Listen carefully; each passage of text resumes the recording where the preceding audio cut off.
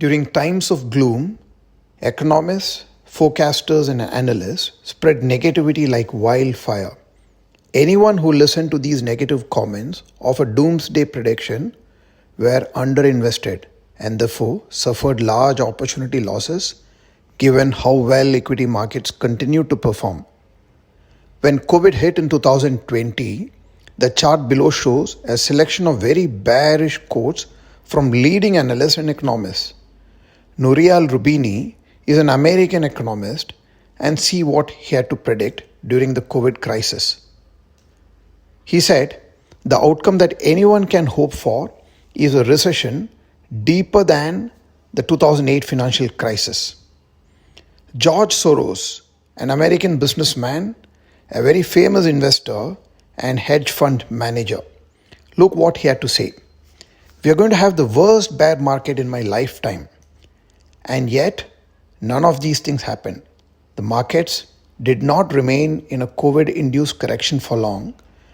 Due to excess money printing, the markets went on to make new highs. In a very different context, look at what Paul Krugman predicted. And remember, he is the Nobel Prize-winning economist.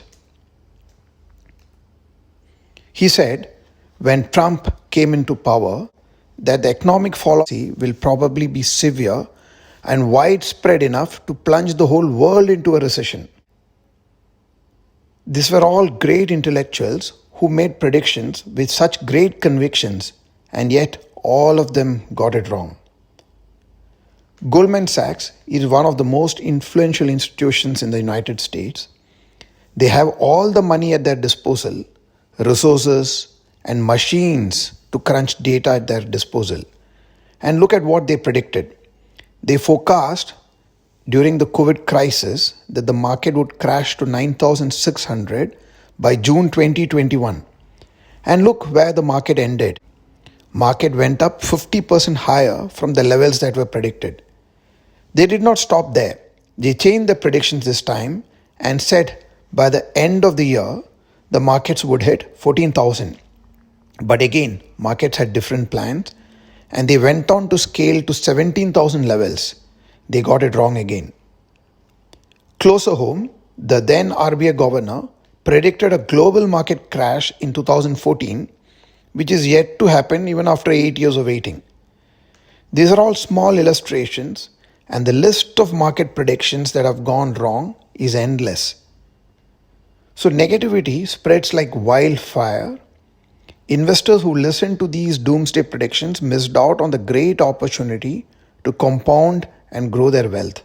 It was John Bogle, the founder of Vanguard and the inventor of index funds. He said, the idea that a bell rings to signal when investors should get in or out of the market is simply not credible.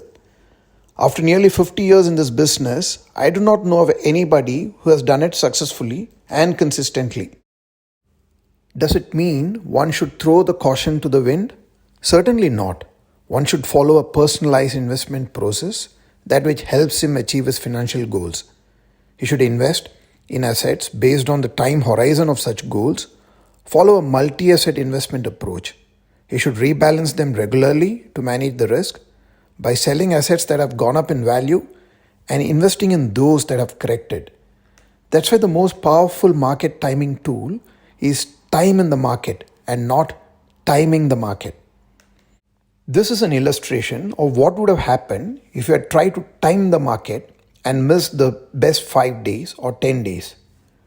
Rupees 10 lakhs invested in the market in January 2009 would have delivered a 509% return.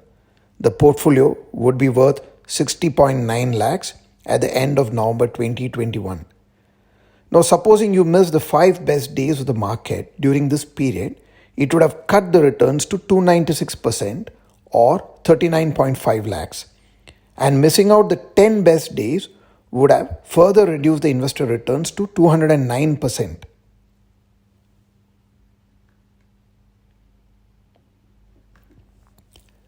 In fact, if an investor missed 30 best days, he would have made a negative return. That's the power of staying invested and not fall for the urge to enter and exit continuously. That brings us to the end of this video. If you like the content of this video, please do consider subscribing to this channel, like and share with your friends. Thank you.